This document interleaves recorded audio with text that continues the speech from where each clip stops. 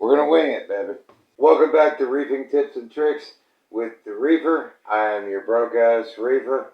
This is where we talk about all things reef tank related. Today we're talking livestock, specifically the Snowflake Eel. This one is on my bucket list. While the ribbon eels are very beautiful in the saltwater game, I love the moray style eels, and the snowflake is the most beautiful. And it gets its name, as you can see, from the white and black. And as they get older, they get yellow in the eyes and spotted throughout the black. Absolutely beautiful. But there's a few things you need to know. I'm going to give you some tips to save you trouble down the line. And I got some budget tricks, as always, to help you save some money. I've got one right over here in my dream Fowler tank slash whatever I can get to live in there, which is turning out to be leathers and zoanthids. Let's go take a look. It's this way, so someone needs to cue the music.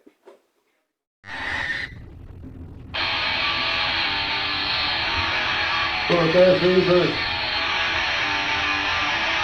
Who's the forecast Reefer? Here is my second snowflake eel. Stay tuned to the end for the most important tip of all, why this is my second snowflake eel. They're from the coral reefs all around the equator, except the Atlantic.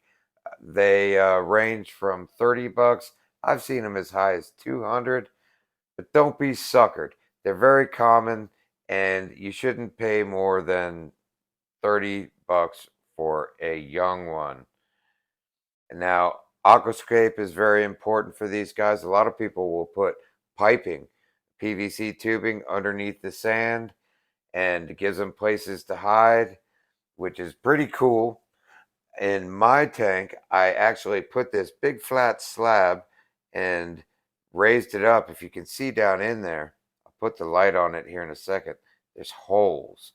But what my eel ended up doing, you see him down there, he has dug his own holes under the rocks. So you want to make sure your aquascape is very stable.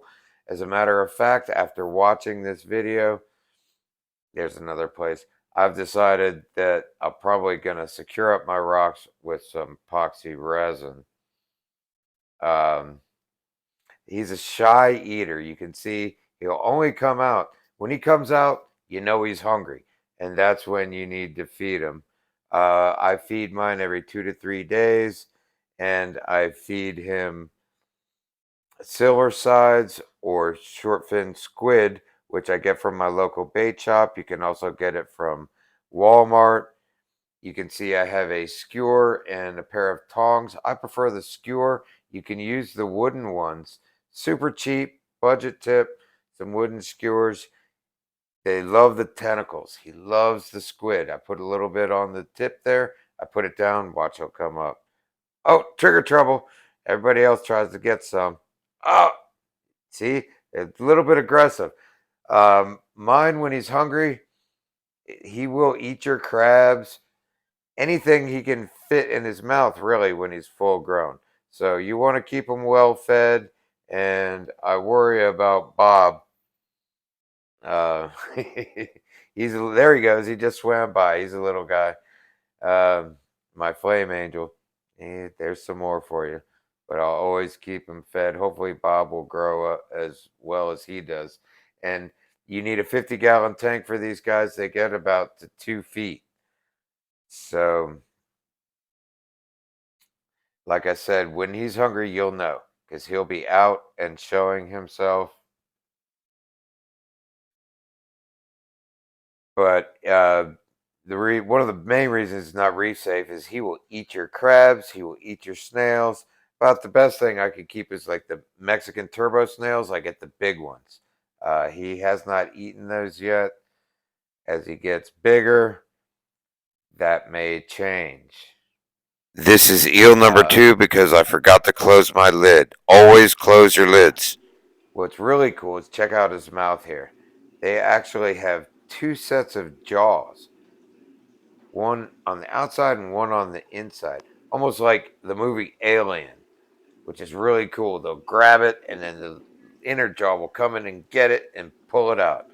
Awesome pet. I highly recommend it.